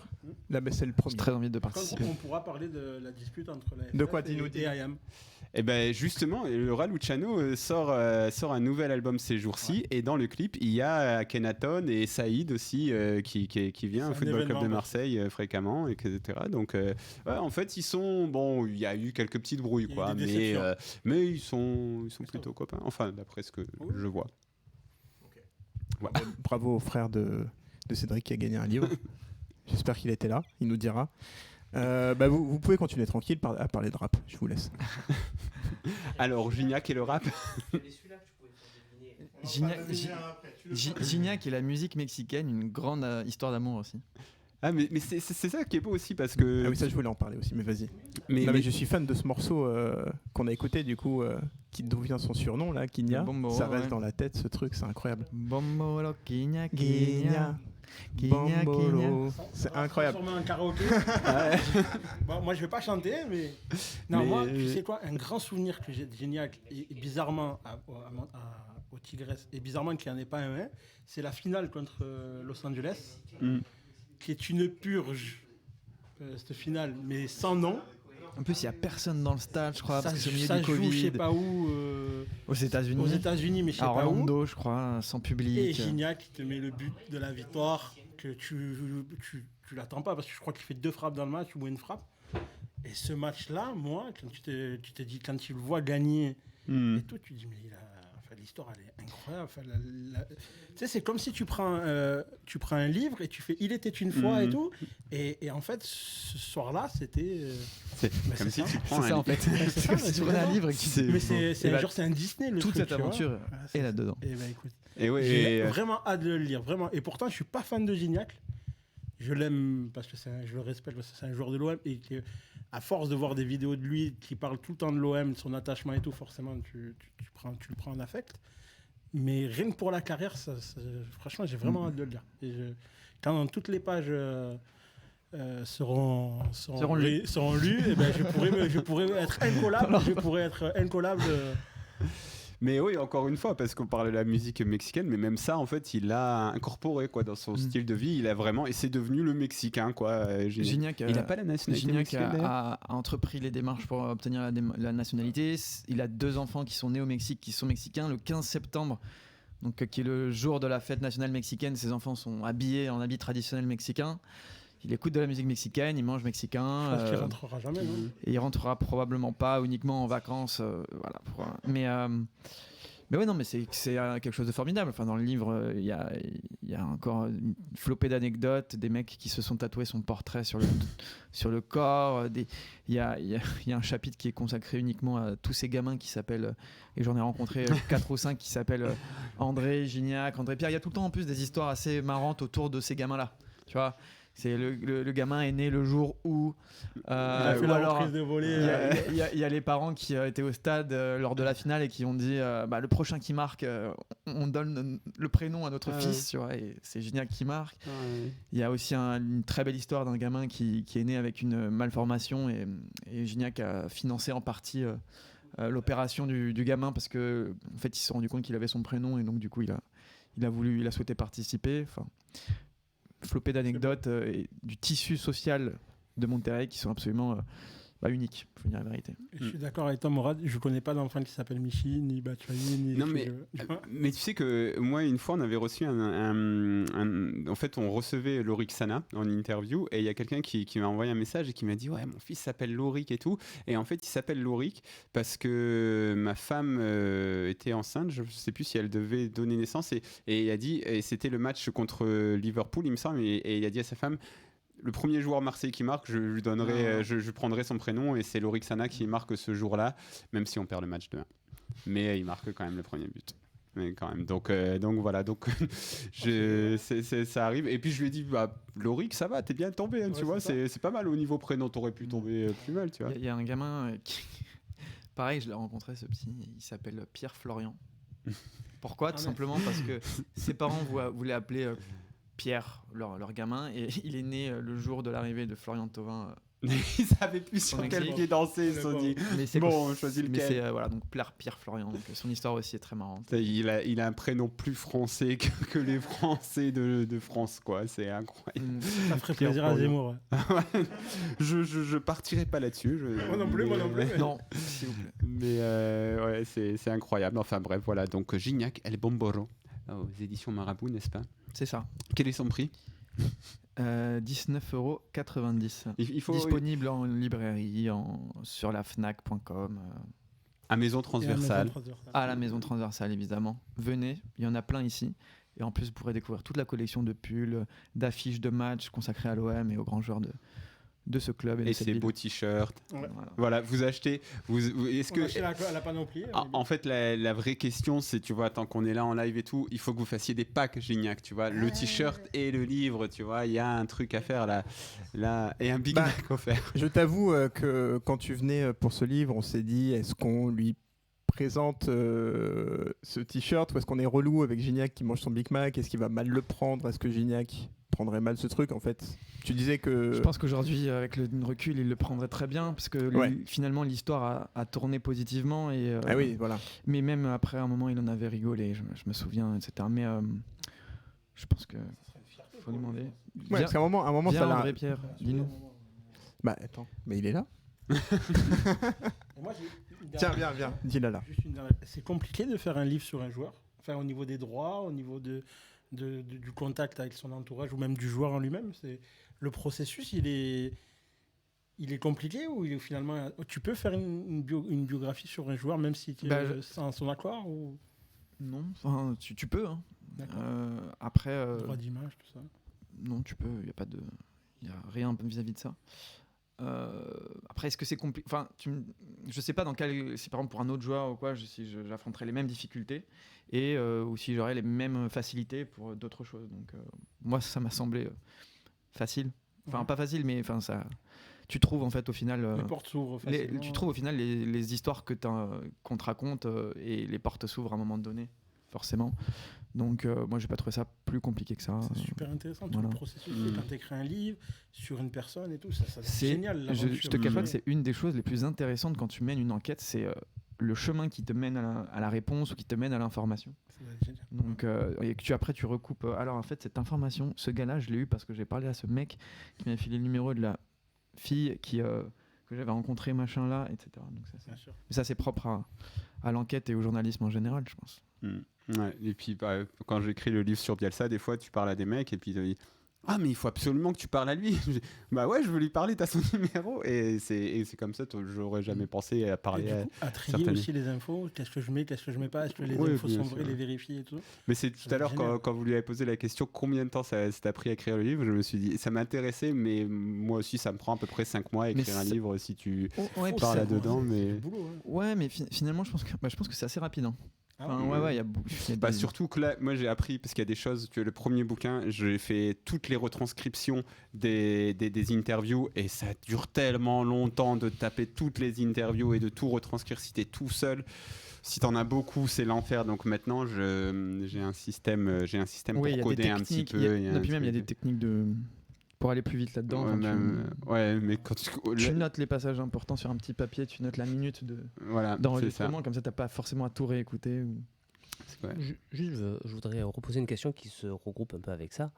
Est-ce que tu as eu beaucoup de personnes qui ont demandé à être relus ou à vérifier ce que tu disais avant, où ils t'ont fait full confiance aucune t'a demandé une relecture. Après, c'est pas un livre, c'est pas une enquête à charge ou la face cachée bien sûr. Donc non, je crois que ça m'est pas arrivé. Non, mais voilà, il n'y avait pas eu de méfiance ou quoi que ce soit avec les gens que tu as rencontrés. Voilà. C'était juste. Non, je crois pas. Ça m'est arrivé pourtant dans le travail en général, mais. Vas-y, balance des noms. Mais non, mais pas sur le livre, sur plein d'autres dossiers qui en fait ont été beaucoup plus difficiles à mener que ce livre en fait. Donc c'est peut-être le travail qui m'a coûté le plus de temps, d'énergie, parce que finalement c'est 5 mois. Mais les portes s'ouvrent plus difficilement dans d'autres domaines de la société que le foot. Donc moi qui travaille pas que sur le foot, qui n'ai pas travaillé que là-dessus, c'est pas le domaine dans lequel j'ai le plus galéré. Où les gens, c'est pas un milieu dangereux le foot quoi. Parce que je fais des trucs à côté qui peuvent être plus compliqués quoi. C'est ce que j'allais te dire au Mexique. Tu as écrit quel autre livre et sur quel sujet? C'est le premier livre que j'ai écrit, mais j'ai réalisé plusieurs enquêtes un peu plus compliquées, complexes en matière de droits de l'homme, en matière de parfois ou de criminalité on peut dire. Et donc du coup oui forcément. Oui voilà, au Mexique ou dans d'autres pays aussi. En Amérique centrale notamment. Amérique centrale, Amérique du Sud. Amérique centrale. Ouais. Amérique centrale. Voilà. Bon. Je sais pas, vous voulez continuer ou on peut dire merci à tous? Moi je sais pas comment ça fonctionne. Souris, tu veux peut-être venir dire un mot? J'avais 2-3 questions. T'as 2-3 questions? Allez, vas-y.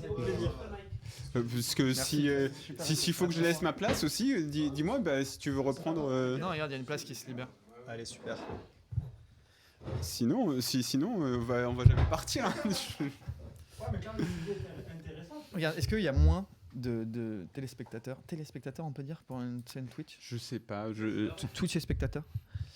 Non, je ne crois pas, donc le sujet est intéressant. Non, c'est vrai que j'avais une question. Mais tu l'as oublié? Non, je l'ai pas oublié. Non, je l'ai toujours. Je l'ai toujours. Et en fait, cette question, pour moi, c'est, tu vois, on parlait un peu j'entends souvent parler du niveau de Gignac, et notamment, tu vois, c'est le meilleur buteur de l'histoire aujourd'hui des Tigresses.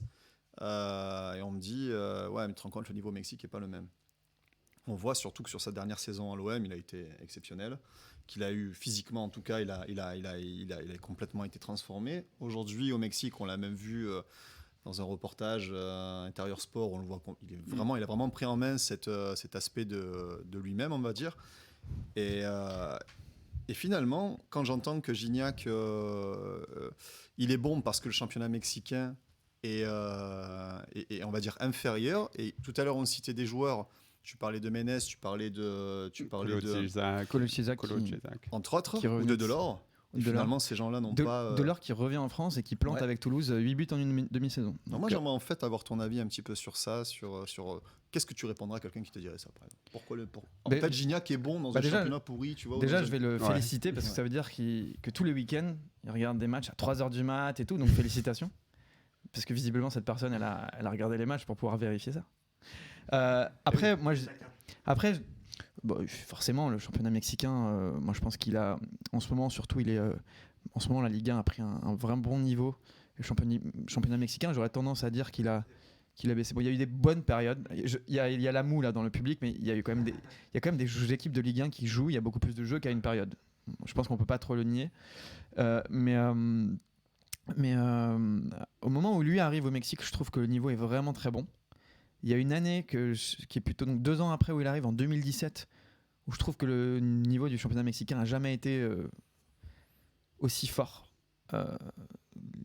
Vraiment, l'équipe type, l'attaque des Tigres, c'est Ener Valencia, l'équatorien, Eduardo Vargas, le Chilien, et Gignac. Enfin, à l'époque, en Ligue 1, il n'y a aucune attaque qui est aussi forte que celle-ci, à part évidemment le PSG. Mais bon, c'est autre chose ça. La meilleure saison de Gignac, ça reste la saison à l'OM, sous Bielsa. Pourtant, on ne questionne pas les défenses de Ligue 1. Donc finalement, il ne marque jamais autant de buts que sur cette saison-là. Donc je ne suis pas forcément sûr de l'affirmation. Après, oui, je pense que la Ligue 1 reste meilleure que le championnat mexicain, notamment en 2015, en 2016. Mais on n'est pas sur un championnat rigolo où n'importe qui peut venir jouer. Enfin, je veux dire, Delors, il vient au Mexique. Et ben, j'aime bien Delors en plus parce que je l'ai vu jouer au TFC ensuite. Delors, il n'y arrive pas et il revient en France et il joue et il marque 8 buts en une demi-saison. Et ensuite, il met 15 buts par saison. Est-ce qu'on questionne le niveau des défenses françaises quand Delors met 15 buts en Ligue 1 ? Je ne suis pas sûr. Non, mais je pense que ce serait une très bonne réponse. C'est quelqu'un qui, aux détracteurs, on va dire, de Gignac et surtout ceux qui ont ce besoin de toujours vouloir contredire ou toujours vouloir sous-évaluer ses performances. Il faut savoir que je pense que lui-même est le premier surpris du fait que c'est autant marché. Il a maintenu finalement son niveau qu'il avait à l'OM. Il a maintenu la même rigueur. Il a pris un coach sportif particulier. Il est arrivé dans une équipe compétitive qui avait faim et il s'est adapté à ça surtout. Et puis même s'il y a peut-être certaines choses qui peuvent être plus faciles selon un championnat ou un autre, il faut quand même les faire. Ce qui fait de mettre des buts, de mettre tous ces golassos et ces trucs-là. Vous avez vu le dernier coup franc qu'il a mis là, il y a 2-3 semaines on les voit tous, on les voit. T'étais sur YouTube. C'était en quart de finale, en quart de finale de play-off. Tu mets Thibaut Courtois dans les cages et tu mets Sergio Ramos, Puyol, à la grande époque dans le mur. Le but, la frappe finit dans la lunette, quoi. Mais ce truc aussi de toujours, alors forcément le football est, là où il est pratiqué au plus haut niveau, c'est forcément en Europe, pas spécialement en France, même si en France, bon, c'est pas trop mal, mais voilà, c'est forcément en Europe. Mais en fait, on a cet ethnocentrisme, ou en tout cas cet européocentrisme, où on voit que ce qu'il y a dans le foot, et il y en a, c'est pire. Les Anglais, ils disent que par exemple la Ligue 1 c'est une Farmers League. Je rappelle que Micah Richards, il y a même pas un an, il a dit qu'il pensait que Benzema avait enfin atteint le niveau de Harry Kane. C'est bon. Après le triplé contre le PSG. Et ça n'aide pas quand des mecs comme Benedetto, qui avait aussi réussi au Mexique, après se plante un peu à l'OM. On dit en fait au final, tu vois, l'Argentine. Il est incroyable au Mexique. Je l'ai jamais trouvé fou. L'Argentine, j'avais quelques retours de personnes qui me disaient que c'était pas mal au Mexique. Mais donc bon, tu vois, mais en fait déjà il faut le faire, ça, tu vois. Et en fait le truc c'est que des fois, en effet, le contre-exemple il est pas mal. En fait, aller à Boca, gagner à Boca, réussir à Boca, marquer à Boca, c'est un truc c'est pas donné à tout le monde. Je pense pas que, je sais pas, tu vois, un attaquant que Christian Benteke, je suis pas sûr qu'il est capable de le faire. Tu vois, ça, il faut quand même avoir un certain talent, tu vois, il faut quand même être quelqu'un, et c'est ce qu'a réussi à faire Gignac. Et en fait, parce que dans tous les cas, dans le foot, maintenant, on voit de plus en plus le foot comme on voit FIFA, que c'est des cartes, et qu'en fait, les meilleures cartes, elles sont là, et que si toi, t'es dans ce championnat-là, t'as pas cette carte-là. Ça veut dire à ce moment-là, on consomme que l'élite de tout. C'est-à-dire à ce moment-là, le dimanche, on va pas voir Bel Air le week-end, on va pas voir le Burel. On va même pas voir l'OM en vrai, parce que l'OM ne fait plus partie de la top élite du championnat européen. C'est le cas sur plein de domaines, que ce soit la musique, les films, etc. Et donc le foot. S'il y a que l'élite qui vous intéresse, alors qu'il y a quand même d'autres footballs avec d'autres réalités. Au Mexique, il y a un play-off qui est incroyable à suivre, mais c'est la folie, le play-off. C'est autre chose, alors que on est quand même dans un championnat où généralement le championnat est quand même plié à la 10e journée. Donc je sais pas, c'est aussi d'autres footballs. Si vous n'avez pas envie de les regardez pas. Les autres footballs n'ont pas besoin de ces gens-là non plus. Enfin, désolé, mais on n'a pas besoin. Enfin, parce qu'il y a un peu, moi, ça m'arrive où j'ai l'impression parfois de devoir absolument défendre le championnat mexicain, mais le football n'a pas besoin du français lambda. Le football mexicain n'a pas besoin du français lambda pour exister. Il y a presque autant de gens qui regardent le football mexicain que de gens qui regardent le football français sur Terre. Mais tu vois, par exemple, l'arrivée d'un Thauvin aussi, ça aide pas non plus. Tu vois, dans la vision que tu peux avoir d'un championnat mexicain, tu te dis, attends, il va rejoindre Gignac, qu'est-ce qui se passe? En fait, Gignac, il vit sa retraite là-bas, et Thauvin veut la même chose. Parce que bon, on parle du salaire de Thauvin, mais ça n'aide pas non plus, parce qu'on se dit, bah attends, Thauvin, finalement, il aurait pu rester en Europe, ou il aurait pu rester en France, tu vois, bon, bah il va faire sa pré-retraite là-bas, et finalement, si tu veux, dans l'inconscient collectif, les gens se disent, bon, bah en fait, le championnat mexicain, ils sont prêts à mettre autant. Oui, mais pourtant, Thauvin, il y va aussi dans l'optique de réussir. Il fait tout en sorte pour réussir. Je pense qu'il est vraiment sincère dans sa démarche. Et ça fonctionne pas vraiment en ce moment. C'est un peu compliqué. Il est blessé. Il n'est pas tout le temps titulaire. Le coach, bon, mais après, c'est aussi que les Tigres font une saison pas incroyable. Mais je comprends ce que tu dis, mais d'un autre côté, le fait que Thauvin galère, ça montre aussi que c'est pas le Qatar. C'est pas la bien sûr, mais c'est là en fait finalement, parce que là on s'y retrouve en fait. Convaincu, mais c'est vrai que c'est souvent ce qu'on entend quand tu vois, tu prends sur par exemple Twitter, quand tu as un but de Gignac, puis tu as les mecs en dessous qui commandent, bon, généralement c'est les haineux quoi, qui vont dire ouais mais attends ça va, c'est quoi ce championnat, c'est quoi ce truc, un coup franc, tu peux mettre n'importe qui dans les cages, concernant la lucarne. Il y a des buts qu'il a mis, tu dis il y a personne qui l'arrête. Je suis d'accord, mais moi je suis totalement d'accord avec ça, mais c'est vrai que c'est un peu un discours, tu vois, que je supporte pas, parce que quand tu as quelqu'un comme lui qui a ces performances-là et cette régularité-là, on a toujours tendance à vouloir, toujours encore une fois, dénigrer un petit peu sa performance. Et ça, je trouve c'est un peu dommage qu'on en soit là, alors que on devrait plutôt être fier. Et d'ailleurs, tu vois, Gignac aujourd'hui, c'est l'enfant du pays, quoi. Presque, oui, puis, pour nous, tu vois, c'est ça qui est fou, quoi. Et puis, c'est une fierté, tu vois. C'est une fierté. Et puis si au-delà de ça, si t'as pas compris l'histoire qui était en train de se dérouler, ou si t'as pas essayé de comprendre l'histoire qui était en train de se dérouler, bah, je sais pas, reste sur Foot Champions et puis voilà. Ouais, et puis et la différence, c'est que voilà, dans 20 ans. Michi, il y aura plus beaucoup de monde qui s'en souviendront, tu vois. Et par contre, Gignac, Michi, t'as un problème avec lui. Non, mais c'est la quatrième fois.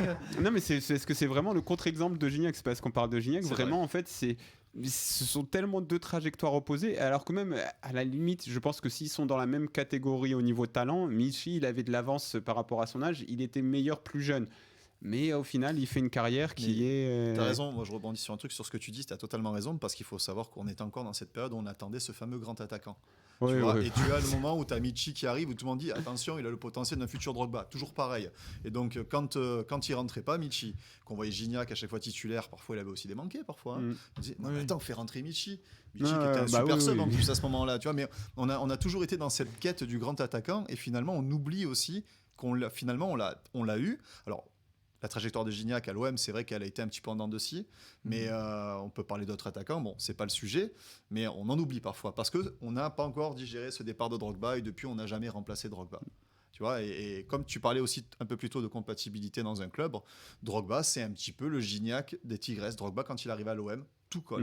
Il devient Marseillais, il a son c'est à son apogée du moins. Et puis ce mec, pour moi, c'est un peu ça, tu vois, en termes de trajectoire, même si Drogba, c'est autre chose derrière. Il n'est pas son apogée, mais son apogée va aller encore. En fait, en tout cas, à l'OM, elle va être haute. À l'OM, si tu veux, il arrive, c'est un demi-dieu, quoi. Alors, j'imagine qu'il n'y a pas beaucoup de parents qui ont appelé leurs enfants Didier, mais quand même, quoi. Tu vois, ça. Mais bon, voilà. Ce que je veux dire, c'est que ça se ressemble, tu vois, dans cette compatibilité entre le joueur, l'atmosphère, le club, la ville, tout ça. Et c'est vrai que je pense que Gignac, c'est ça. Pour le comprendre, il faut parfois avoir aussi des bonnes comparaisons. Tu vois, et je pense que Drogba en est quelque chose de concret, quoi, en tout cas. Et peut-être à une échelle moindre... parce que en fait il a fait tellement de clubs, notre ami Bafé Gomis, mais quand il quitte l'OM pour Galatasaray, on se dit ça y est, il est fini, mais en fait non, Galatasaray il est très respecté. Bon, c'est sans commune mesure avec Gignac au Mexique. Moi je trouve que j'aime bien la comparaison, parce que je trouve que c'est assez comparable. Peut-être que c'est pas la même folie, parce que Galatasaray a une histoire, etc. Mais je trouve ça fou comme choix de vie, comme choix de carrière. C'est comme Mathieu Valbuena. Moi, j'aime beaucoup ce que fait Mathieu Valbuena sur la toute fin de carrière, moins quand il revient à Lyon, mais finir à l'Olympiakos, être champion de Grèce, c'est pas rien. Et ceux qui vont critiquer le championnat grec, quelle est votre vie en fait? Je suis désolé, mais moi j'aimerais bien être champion de Grèce avec l'Olympiakos. vivre ça, Ouais, la puis- folie. Et Je- puis en fait, il a les fait gens, ils sont un trop sur quart de FIFA, finale quoi. d'Europa League. Oui, bah, en fait, Oui. les gens sont trop Où sur il élimine FIFA. Arsenal, quoi. Et tout à l'heure, on discutait de ça, on parlait de l'Europa League, de la conférence. Moi, je suis toujours parmi qu'on n'aille pas Qu'on en aille pas Conférence League, en en Europa League, Europa League, ouais. parce que c'est magnifique. Oui. Tu rencontres d'autres footballs, tu vois d'autres footballs. Et l'an dernier, quand on a été joué au PAOK, tu vois, le coach, il dit c'est le match le plus important de notre histoire et tout. Tu te dis, bah, l'Olympique de Marseille fera partie de l'histoire du PAOK parce que ce match-là, il est dans leur histoire et en plus, on les a battus. Donc, Oui. on figurera. Je fais juste une positivement. parenthèse, il y a un commentaire de Newsbrack là sur le chat. Salut Et- Newsbrack. Ouais, salut, il dit Drogba nous a vendu du rêve, mais au final, il est resté 1 an et il fait croire pendant 10 Oui. ans que c'est son club de cœur et qu'il allait revenir. Je voulais rebondir là-dessus, Alors, moi. alors, attention, c'était pas mon propos. Oui, C'est-à-dire j'ai que bien ça, compris. je suis absolument d'accord sur ça, parce que Drogba, le vendeur de rêve, on est d'accord. Je parlais Le simplement de serpent de son- Sur le mer. moment, sur l'instant à T, en l'instant T 2004. où il arrive en fait à l'OM. Exactement. Cette compatibilité avec le club, cette osmose qu'il a eu avec le club. Après, je parle pas de l'après, Oui. on est tous d'accord. Il nous a vendu du rêve, ça on le sait. Mais voilà, je voulais rebondir là-dessus. Oui, Et il dit que Gomis, il fallait le garder. Je suis Ça, d'accord aussi. Mais Mais pour c'est- revenir sur Drogba, parce que moi aussi j'ai un peu tiqué, mais j'ai bien compris que toi tu voulais parler de l'instant T où il vient. Exactement. Mais Et au-delà de Gignac la a compatibilité. jamais fait croire aux Marseillais qu'il reviendrait. Enfin, il a bon, un peu été. des fois, il y a eu des rumeurs, mais c'est plus des C'est pas rumeurs. lui qui c'était les a plus fait marcher. Oui, c'est pas. Oui, il a Il jamais. il joué jure là-dessus. son amour pour l'OM, mais il dit pas forcément qu'il va revenir. Donc, Oui, en fait, on sent que l'histoire elle est terminée. On sent qu'il, voilà, en fait, il fait ça bien, quoi. Il est pas il a là. trahi personne, Gignac, je pense. Oui, il y a un peu ça parce que par exemple, tu sais, tout à l'heure on parlait du départ de Boubacar Kamara. Beaucoup de gens se sont sentis trahis par son départ en fin de contrat, comme Gignac, alors qu'au final, et pareil pour André Ayew qui part la même année que Gignac, les gens se sont sentis trahis par ces mecs-là. Et ils vont te dire en plus, et le pire c'est que Gignac, il t'a coûté de l'argent, alors qu'Ayew et Camara c'est des purs produits de ton centre de formation. Mais le truc c'est que ouais, il t'a pas vendu des tu vois, des trucs. Je vais faire toute ma carrière à l'OM. En fait, son histoire elle est clean, quoi. Bien sûr, comme tous les joueurs de foot, il y a des trucs, des fois des trucs qui te reviennent aux oreilles qui sont pas parfaites, mais comme les gens qui me connaissent, il y a des trucs qui doivent leur revenir aux oreilles, qui se Mourad quand même, quel enculé. Mais voilà, tu vois, personne n'est parfait, quoi. Donc c'est pas pour dire que Gignac est parfait, mais en tout cas son histoire footballistique, bah, en fait elle passe parfaitement, alors que celle d'Ayew et de Camara, tu diras toujours Non, parce que c'est- Non, mais c'est juste. C'est pas pareil en termes de temporalité. Quand Gignac et Ayew ils partent, c'est qu'on devait vendre tous les joyaux, on n'avait pas de sous, on devait mais on les préparer. vend même pas, ils partent gratuits. Non mais oui, tu vois ce que je veux dire, on comprend Réduire que la le masse club, salariale. il fallait tout vendre, tout liquider, tout ça et tout.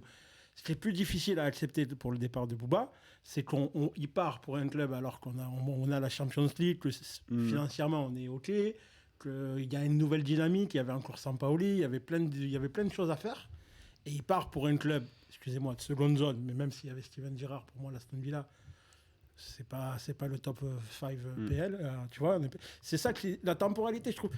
J'en voudrais jamais à Ayew ou à Gignac d'être parti à ce moment-là, même à Gomis d'être parti parce que, tu vois. Ouais, parce qu'en plus on voulait pas vraiment le garder. Mais Donc, un Bouba, je suis désolé, c'est pas. et Ayew, plus c'est pareil compliqué. un petit peu parce qu'il part à Swansea, donc Swansea, tu te dis pareil. Non, Jordan, il est vendu à Lorient, et de Lorient il est vendu dans un club qui descend, et après je sais plus, il fait un passage, j'ai oublié, mais en tout cas oui, il est vendu de Lorient à. Tu vois, moi c'était juste. Voilà, pour moi il y a deux types de pas de trahison, mais il y a deux types de départ un peu par la petite porte. Et on peut pas mettre Gignac et Bouba sur le Mais même je pense que le choix du club, le choix du club joue beaucoup aussi. C'est-à-dire que Gignac, tu dis, il part. Déjà, il y a son âge, et puis il part Je au pense que c'est écrit dans le Tigres. livre aussi. Pourquoi il pouvait pas rester? Il pouvait pas, je pense. Ouais, c'est ce qu'on disait tout à l'heure, Voilà, c'est qu'il y a plusieurs raisons quand même. il pouvait pas. Même si je pense que si on lui avait donné un salaire correct, je pense qu'il avait fait son temps, il était fatigué et tout. C'est pas le cas d'un Bouba où le mec Ouais, est jeune, bah il a après- encore tout à découvrir. Après, bon, je pense que c'est un autre débat. Et, Oui, en plus, qui moi, pourrait- moi, je le vois en tant que supporter de base, tu vois. mais justement, J'ai en pas fait. tous les off, j'ai pas les. Mais tu vois, même par rapport juste, tu vois, même sans les off et tout, en fait, il y a beaucoup de choses à dire sur ce genre de cas, parce que, regardons parce qu'on se met toujours dans le cas du joueur qui trahit le club, mais le club qui trahit le joueur, ça arrive tous les étés. Regardez comment Bamba Dieng a été traité par l'OM cet été. Et en fait, une fois que tu as compris que le milieu du foot, c'est un milieu de gros porcs dégueulasses, vraiment où il y a 100 fois ni loi, moi je me dis, Bouba Kamara, il a fait 5 saisons à l'OM, pendant 3 ou 4 saisons, ça a été ton meilleur joueur ou ton top 3 meilleur joueur, donc il a plus rendu à l'OM que des joueurs que tu as vendus pour une bouchée de pain et c'est ça qui m'embête un petit peu, parce que des fois les supporters ont tendance à simplement dire ouais mais il nous a pas rendu sur l'indemnité de transfert ou c'est un truc comme ça on s'en fout à la limite que mais je peux comprendre que tu te dises ça c'est Football Manager. Voilà, c'est des gens des supporters qui veulent de l'argent mais qui le toucheront jamais. J'ai un peu du mal à comprendre ce fantasme autour du joueur formé au club qui doit faire sa carrière presque à l'OM au club. Non mais même ça, à l'OM ça n'a jamais existé. Ou alors on va prendre l'exemple Maldini, mais attends, comme l'a dit un grand philosophe, le football il a changé. Donc c'est plus du tout la même chose. Donc maintenant pour moi, critiquer Camara sur son choix d'aller à Aston Villa, son choix est peut-être discutable, mais comme dit Mourad, on ne connaît pas aussi les tenants et les aboutissants de son contrat.